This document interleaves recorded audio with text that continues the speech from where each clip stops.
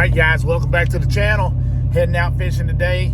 Be looking for the perspective mode, forward mode dual Livescope videos to start hitting soon. Probably this evening if I can get it all edited up.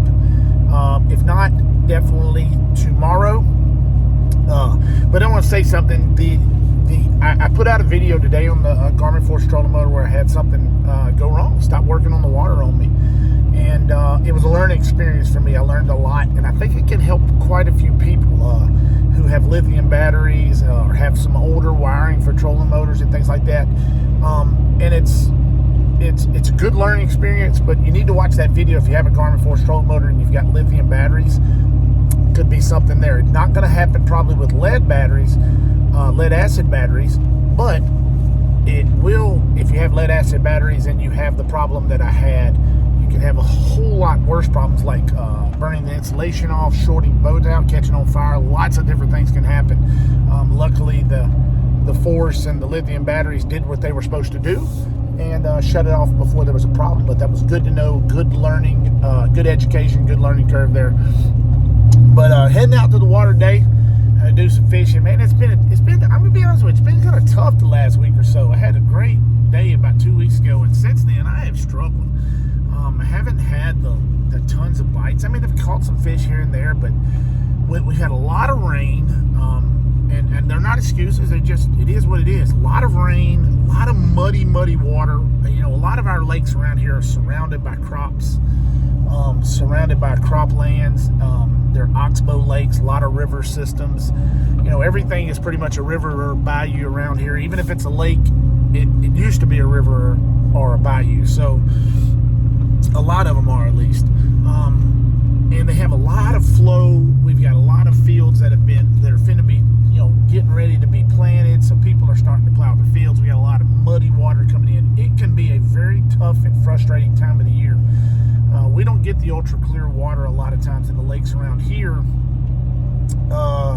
to sight fish and things like that. So this is where Livescope really comes in and really helps you out now. But with muddy water, things can get a little tricky. And we've had ultra low water lately, and now we're getting a lot of muddy water. Rain has poured into the lakes. Things are just not.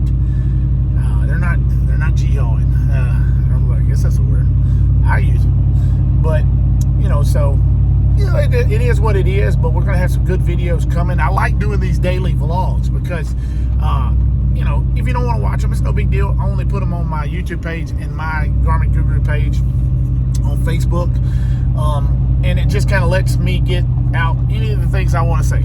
I want y'all to check out the Hunt and Fish Club app. Come on, guys, help me grow this thing. Let's get this thing monstrous. That way we can get off Facebook in terms of all that crap, all the foreign people, and I have no problem with foreign people, but you know which one foreign people I'm talking about, from these weird names that pop up and post these weird things, rhinos, having, you know, sex, cars, people dying. We block 25 of those a day, me and the administrators, and it gets a little bit dang old. And the Hunt and Fish Club app allows you to share your fishing and your hunting and your pictures and whatever you want to say, and it's a place where we go God, family, outdoors. That order, and it's very important, that order. You don't have to listen to that. You don't have to agree with it. Some guy said, oh, now we got to listen to you preach. I do whatever the heck I want to do on my page. It is my page. It's my YouTube page. If you don't want to listen to me talk about God, you ain't got to. You ain't got to click on the video and watch it. Don't do it. Because I'm going to talk about God if I want to. And I like to talk about God because he's number one in my life, and he should be number one in most people, everybody's life. If you don't want to, that's your choice. That's your choice. I know this much. I will say this, and then we'll carry on from that. Somebody told me that he didn't believe in God, and I said, here's the deal. If I'm wrong, me and you's going to the same place. But if you're wrong, it's going to be a bad day for you and a sad day, because I'm gonna be up there rejoicing with my people. So let's carry on. Get the Hunt and Fish Club app, man. It's awesome.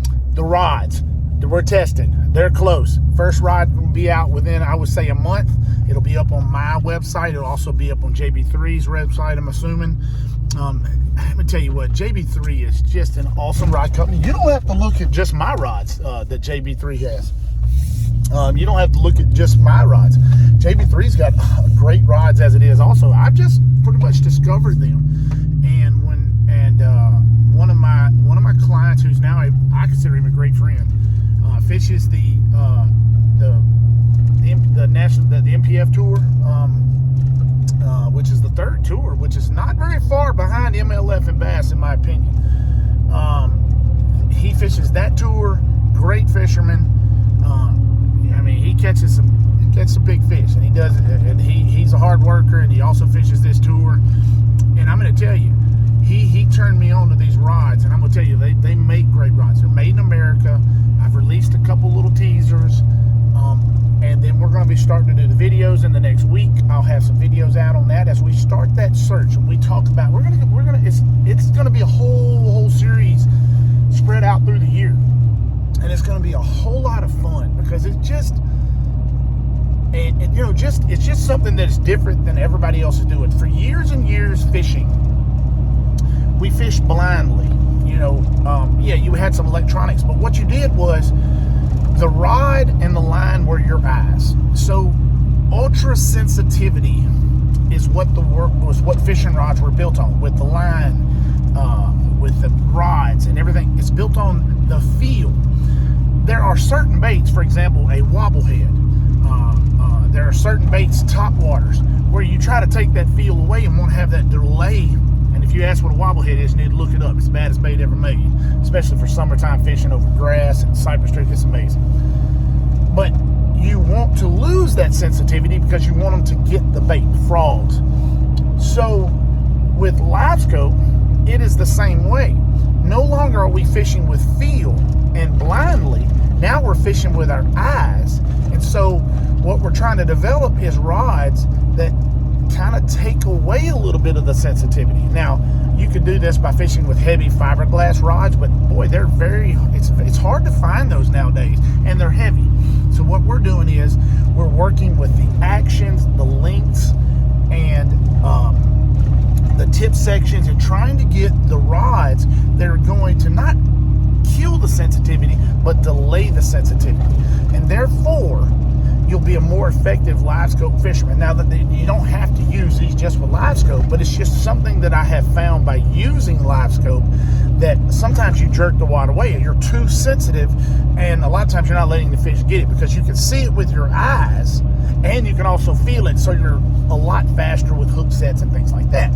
So what we're doing is we're trying to we're reinventing the wheel, of course, and then the way I use braid, because I fish in a lot of these muddy water areas and things like that, I have found that, we're not, you're not ultimately having to worry about fish seeing the line. Now, you know my feelings on fish seeing the line. If I could throw an Alabama rig,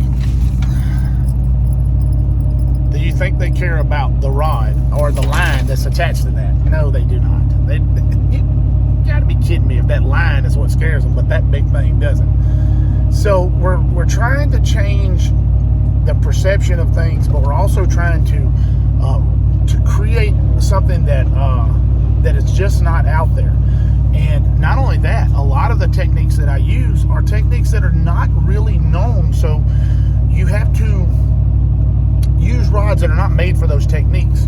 Shallow water A-rig fishing around trees and brush, that's not something that's done a lot. Using Livescope in shallow water, for not done a lot. Everything that I do is kind of something that I don't know if I've come up with it, I won't say that word, but I do because it's how I fish. It's where I live. I live in shallow water areas, and I live in areas. Now, when I go to Lake Fork, those type areas, I will adapt to those terrain or that areas. But one thing that I have found is that I can take some of my techniques that I use there, and I take them to Lake Fork, and I'm looking for brim beds and things like that. There's 3 types of fish in this world. I learned that, and I think Cody Mays was kind of broke it down like this too. There's fish that live shallow, fish that live deep, fish that live shallow all year long, fish that live deep all year long, and fish that migrate. And no matter the water temperature, they just kind of stay in those areas.